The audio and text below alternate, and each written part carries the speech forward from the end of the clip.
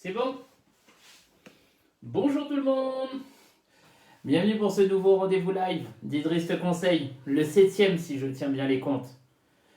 Bienvenue si vous regardez cette vidéo en direct sur le Facebook d'Idriss te conseille ou si vous regardez le replay sur YouTube ou IGTV. Je me présente, je m'appelle Idriss. Bonsoir Sophie!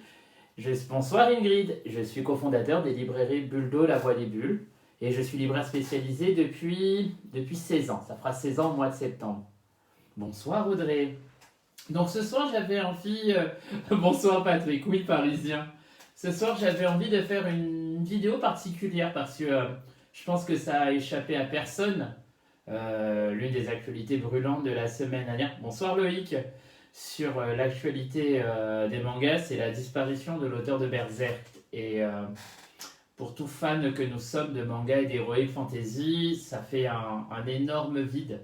Berserk, c'est plus de 15 ans de parution, c'est énormément de chapitres, plus de 40 volumes reliés, et en termes d'heroic fantasy, de dark fantasy, Berserk, c'est le manga culte de référence. Il n'y a pas mieux. Du coup, quand j'ai appris la nouvelle la semaine dernière, je me suis senti un petit peu orphelin, un peu triste. Et j'avais envie de faire ce soir une petite vidéo spéciale. C'est que lire pour se consoler de la disparition de Berserk, que ce soit en manga, bande dessinée ou même en comics. Donc ce soir, ça va être une spéciale Heroic Fantasy, mais au sens large du terme. C'est-à-dire qu'on ne va pas s'attacher à la définition scolaire d'Heroic Fantasy ou à la définition littéraire. On va faire une définition in extenso. C'est-à-dire qu'on va pouvoir ouvrir énormément le champ des possibles. Donc on va commencer en bande dessinée. En bande dessinée, j'ai deux ouvrages que j'adore conseiller à ceux qui adorent l'heroic fantasy, le côté un peu fantastique et tout. Et ce premier conseil, c'est celui-ci, La légende des nuées écarlates, aux éditions Humanoïdes Associés. Il faut savoir que c'est l'un de mes ouvrages préférés. Et aussi, en tant que libraire, j'ai une collègue, Audrey, qui adore, c'est même l'une de ses bandes dessinées préférées. Cet ouvrage existe sous forme, c'est une histoire complète en 4 volumes, ou vous pouvez aussi l'avoir sous forme d'intégrale, un très très belle intégrale. Je vous lis le petit synopsis, c'est un classique de présentation. Les samouraïs n'acceptent pas les instruments de bambou pour leur entraînement. Seules les vraies lames, parce qu'elles sont mortelles, peuvent atteindre la vérité. Et l'enseignement d'un guerrier est basé sur la recherche d'un instant crucial. C'est un étincelle fugitive qui au combat décide de la vie et de la mort. Le coup d'épée unique et foudroyant qui fait s'écouler le sang à terre et emporte la vie dans sa pluie écarlate. Peu importe le vainqueur et qui sera vaincu. Seul compte le moment décisif. Dans cette histoire en 4 volumes, vous allez suivre les aventures de cet homme qui, au début de l'histoire, est tranquille, un peu amnésique, et va se retrouver amené à protéger cette jeune demoiselle, celle-ci. Parce que celle-ci, en fait, apaise son âme. Très vite, on va apprendre qu'il entend des voix, beaucoup de voix, et qu'à son contact, ces voix s'estompent. Pourquoi? Comment? Ça, je vous laisse le découvrir à l'intérieur. Je sais que dit comme ça, l'histoire peut vous dire c'est pas terrible, Idriss, qu'est-ce que tu nous conseilles? Mais cette histoire, je vous le promets, c'est l'une des références en termes de BD d'Heroic Fantasy. Si vous aimez bien tout ce qui est Japon, vous allez plonger dans cette histoire les yeux fermés. Je vous montre quelques planches rapidement à l'intérieur. C'est d'une beauté.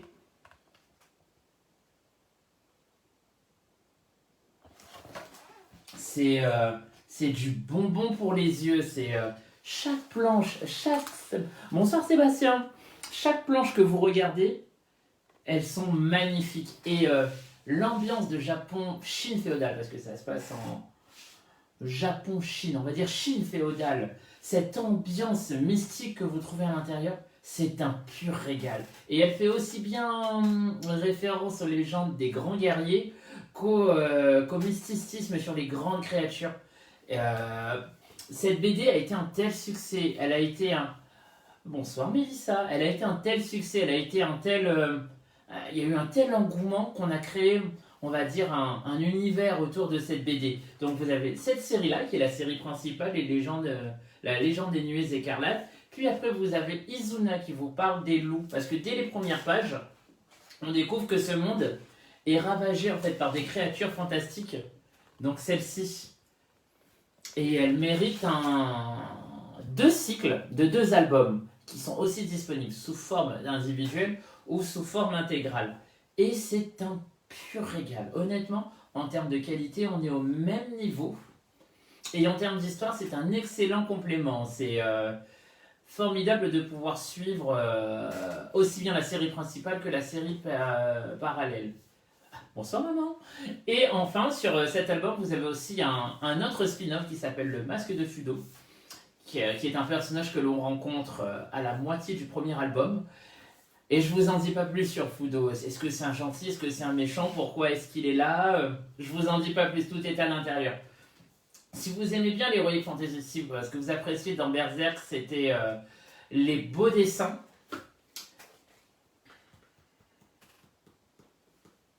Ceci, La légende des nuées écarlates, un véritable régal. Donc, histoire complète en 4 volumes ou disponible en intégrale. En bande dessinée, je vous conseillerais aussi un deuxième bouquin, un deuxième ouvrage. Celle-ci, Les 5 Terres. Pourquoi celle-ci? Si vous êtes fan de Berserk, si vous êtes fan du côté Game of Thrones avec des familles qui complotent et tout, si vous aimez un peu les tragédies et quand ça baigne dans le sang, Les 5 Terres, c'est une tuerie. C'est un véritable régal. Je vous lis le petit résumé et je vous dis pourquoi est-ce qu'il faut que vous l'ayez dans votre collection. Ce n'est un secret pour personne. Le vieux roi Cyrus, héros de la bataille d'Akénor, est mourant. Son neveu, Irus, jeune tigre brutal et ambitieux, et successeur, est désigné pour roi. Rêve de s'imposer sa loi au reste des 5 terres. Excusez-moi. Mais comme toujours chez les félins, rien n'est simple et le trône est l'objet de toutes les convoitises. Pendant ce temps, dans les royaumes voisins, on observe la situation, prêt à fondre sur Anglon au moindre faux pas. Donc les 5 terres, si vous aimez bien vraiment, regardez, je vous montre déjà, ça se passe sur un univers comme celui-ci. Vous voyez, c'est un peu style Terre du Milieu ou dans Game of Thrones. On a un univers géographique qui est bien délimité et le principe des 5 terres, donc c'est le royaume est divisé en 5 terres et c'est dirigé par chaque 5 tribus en fait, chaque 5 clans. Et c'est une BD anthropomorphique, c'est-à-dire que les animaux sont humanisés à l'intérieur, ils ont des comportements humains, un peu comme dans Black Sad par exemple. Et comment vous dire que ceci, c'est un pur régal. Si vous aimez bien les stratégies, si vous aimez bien les rebondissements, si chaque vendredi soir un conseil de Koh-Lanta avec ses totems, ses immunités, ses colliers d'immunité, ses pièges secrets, si ça vous régale, si vous adorez jouer à risque ou à ce genre de choses, toute cette BD, le côté géopolitique, le côté stratégie, le côté alliance contre famille, tu me files un coup de main, je t'aide à dézinguer l'autre et tout, vous regretterez pas de l'avoir lu. Vraiment, les 5 terres, c'est chaque album en fait, ça monte au-dessus à chaque fois en termes de scénario, de suspense, de traîtrise et de félonie. Je peux pas vous en dire plus, mais sachez qu'au début, on se prend de sympathie pour certains personnages et plus qu'on avance, moins on apprécie certains. C'est un peu comme Griffith dans Berserk. Au début, il a l'air cool et tout, puis à un moment, il te dit non, vas-y, Guts, va combattre avec des copains, on va regarder ta copine en pleine lune, on va faire du camping, tu vas voir. Une petite référence au sabbat, pour ceux qui l'auraient compris de Guts. Et question dessin, on passe un excellent moment. C'est vraiment hyper bien fait. On avance dedans. C'est très agréable à regarder.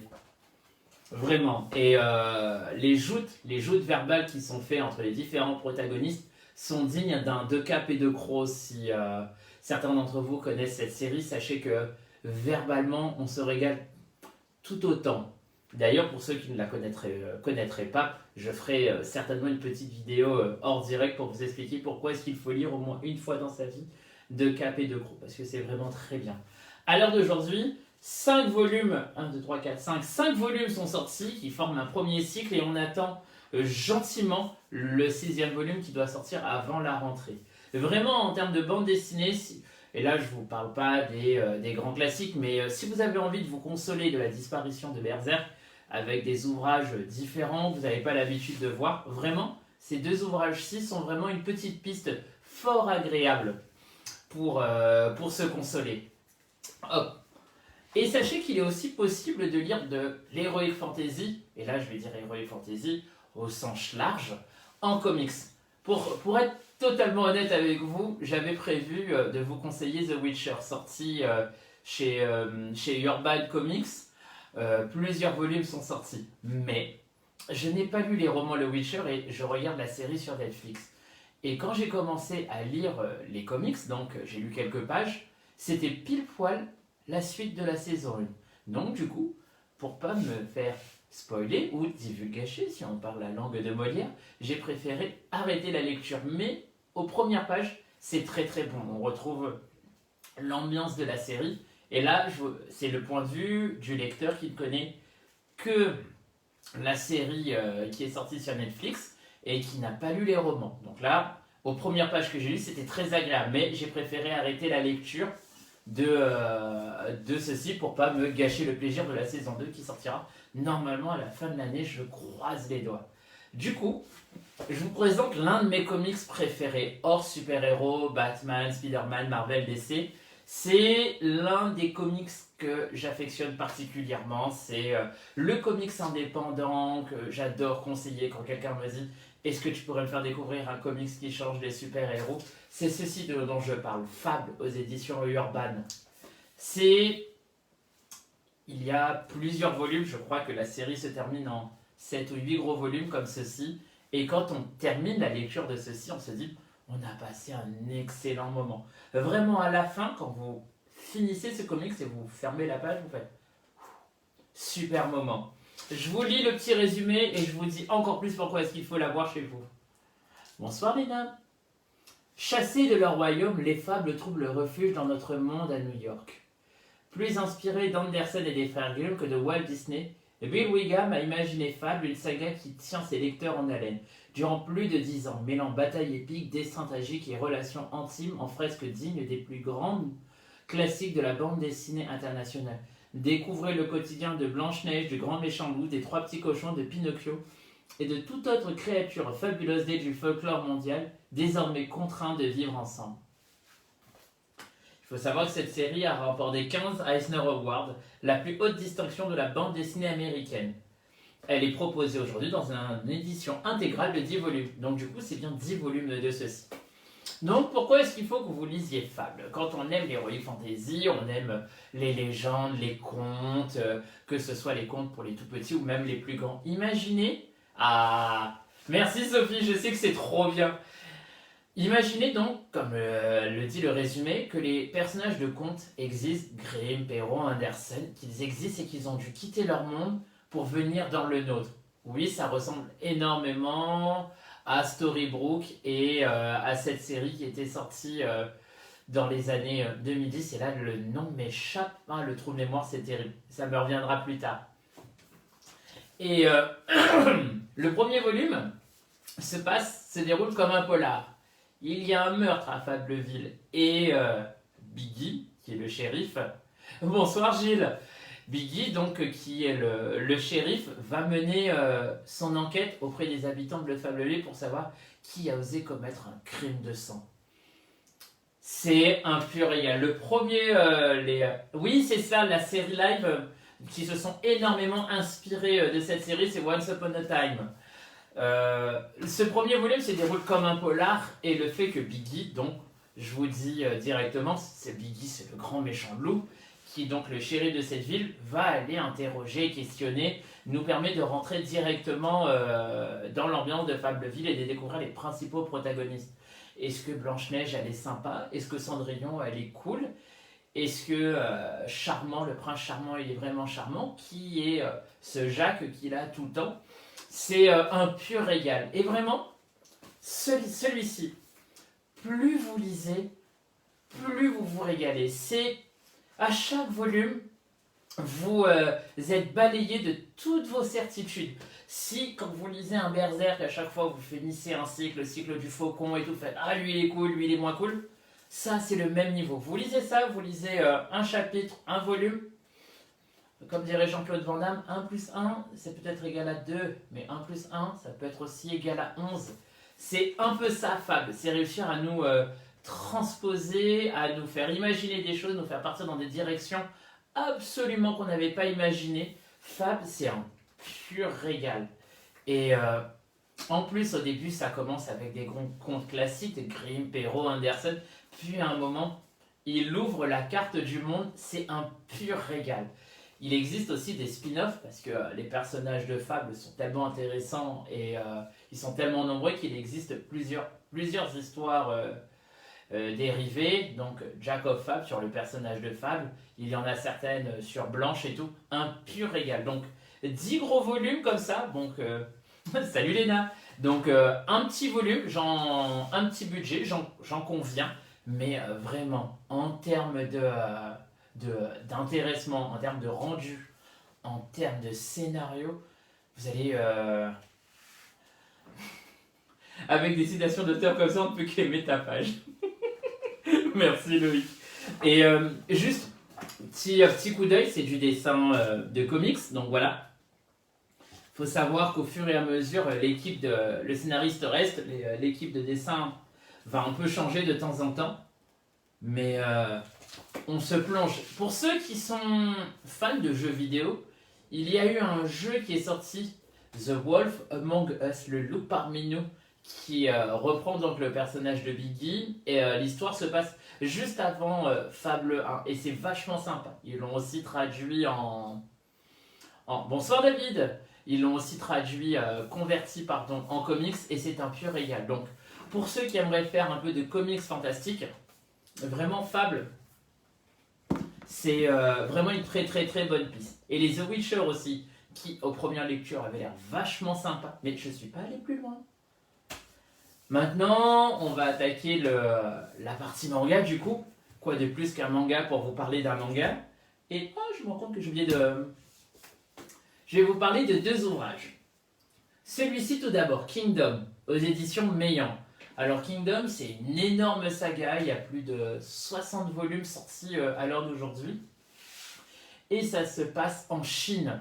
Je vous dis le petit résumé derrière et je vous dis pourquoi est-ce que Kingdom, c'est vraiment une superbe alternative en termes de lecture à Berserk.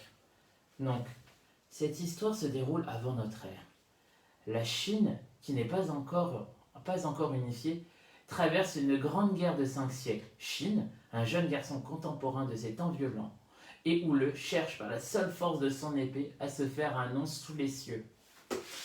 Pour vous résumer, on va commencer donc le manga, donc Kingdom, en suivant ce garçon en fait. Il est orphelin, il vit avec un autre garçon et tous les deux sont férus d'épée, s'entraînent quotidiennement. Ils ont plus de 1100 duels au bâton exercés ensemble et ils ne rêvent qu'une seule chose, s'élever dans la société en devenant des personnes dont le nom marquera l'histoire à tout jamais. Et ils s'entraînent quotidiennement pour ça. Un jour, un homme de la cour va arriver et va prendre l'un des 2 frères et le ramener au pays. Et à partir de là, on suit les aventures. Oui, Sophie, 60 tomes et c'est toujours en cours. Ça fait longtemps que je veux lire Kingdom. Ça fait plus d'un an. Lors du premier confinement, je me suis dit, je vais choper les bouquins à la librairie et je vais les lire. On les avait pas tous. On a eu la chance de faire une énorme rentrée il n'y a pas longtemps et j'ai pu lire les volumes d'un coup. Comment vous dire que quand j'ai commencé le volume 1, il m'a fallu lire les volumes 2, 3, 4, 5, 6, 7. Kingdom, c'est agréablement bon, c'est prenant, c'est captivant, on est sur de la survie, on est sur de l'épopée, on est sur c'est du grand manga, l'histoire de ce gamin qui ne vit que pour une seule chose, et je peux pas vous dire laquelle, parce que sinon ça va vous gâcher le premier volume. On va suivre son aventure, sa destinée. C'est bon, mais vraiment c'est bon. C'est graphiquement déjà, la regarder. c'est super, vraiment.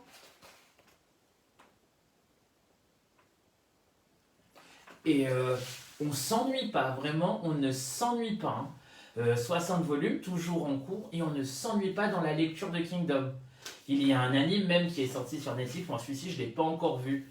Mais souvent j'ai un peu de peur de regarder certains animes d'Heroic Fantasy parce que la transposition en version animée n'est pas toujours joyeuse. J'ai un exemple en tête, c'est le nouvel Anji Onshi. C'est un manga édité aux éditions Pika en deux groupes de 2 volumes. Et ce manga est juste magnifique. Là, j'ai pas de top pour vous montrer. C'est toujours comme ça. De toute façon, je discute avec vous, je fais un live. Après, j'ai des Inception d'idées. Donc, je pense à un manga qui me fait penser à d'autres choses. Et le nouvel Anji Onshi, je mettrai la référence dans la description du YouTube, du coup, comme si ça vous intéresse. C'est un pur régal. Graphiquement, c'est beau. L'histoire est 9 volumes sous forme d'intégrale, 18 volumes de simple.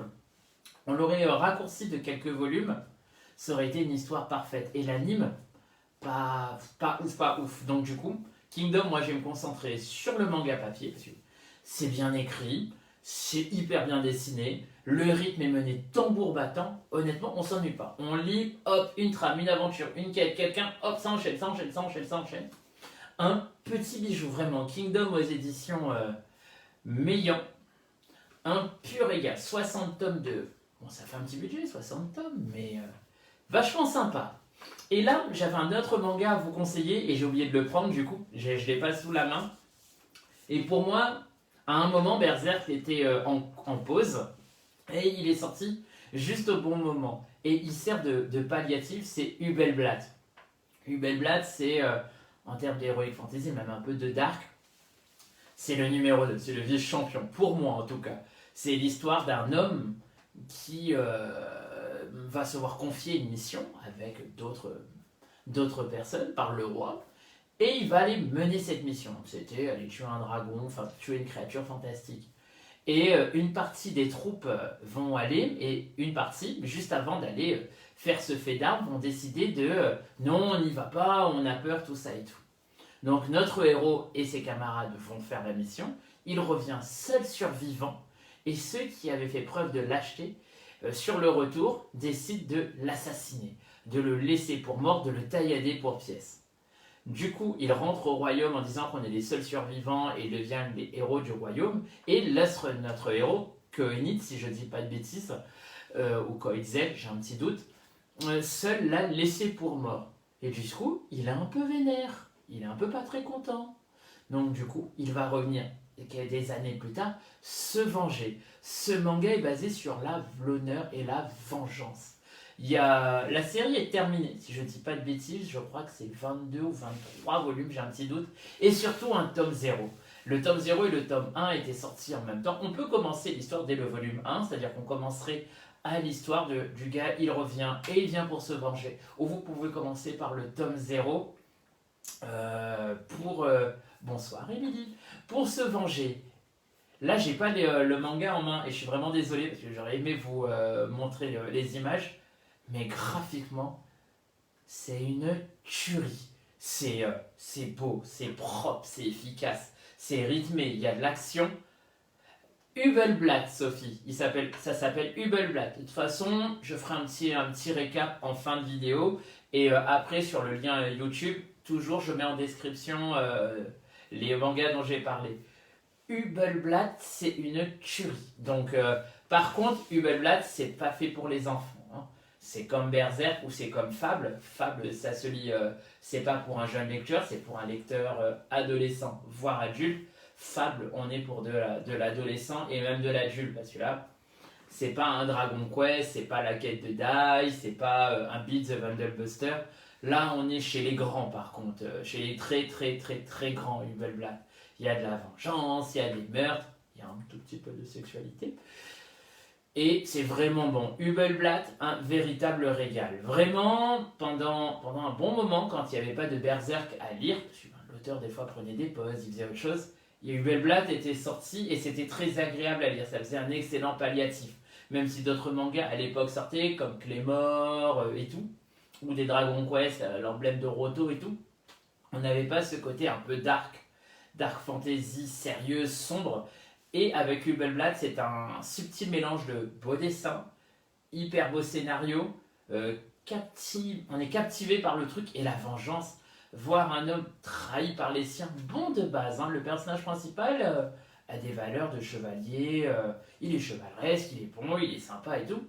Mais quand tu te fais trahir par les tiens, tu deviens un peu colère. Et lui, il va céder à la vengeance. Honnêtement, on peut vraiment pas lui en vouloir de se venger parce que ceux qui sont restés sur place, c'est de sacrés filous de Yoplait. Donc voilà, c'était mes petits conseils lecture. Qu'est-ce qu'on peut lire maintenant qu'on n'aura plus de Berserk? Je vous fais un petit récapitulatif. En BD, je vous conseille Les 5 Terres aux éditions Delcourt. Je vous conseille, si vous avez envie de un peu plus d'ambiance asiatique, La Légende des Nuées Écarlates aux éditions Humanoïdes Associés. En manga, vous avez Les Kingdoms et aussi Hubelblatt aux éditions. Je vous montrerai tout en description sur la chaîne YouTube. Et en comics, Fable aux éditions Urban Comics. Merci à tous d'avoir regardé et participé à ce live Idriss te conseille. Si vous l'avez regardé en direct, merci de vous être connecté. Si vous regardez le replay sur Facebook, YouTube ou Instagram, merci beaucoup. N'hésitez pas à vous abonner à la chaîne YouTube parce qu'il va y avoir du contenu inédit à partir du mois de juin. Je vous souhaite à tous une belle soirée, une belle lecture. Et n'oubliez pas, si vous ne savez pas quoi lire, demandez à Idriss. Je vous dis à bientôt. Prenez soin de vous. Au revoir.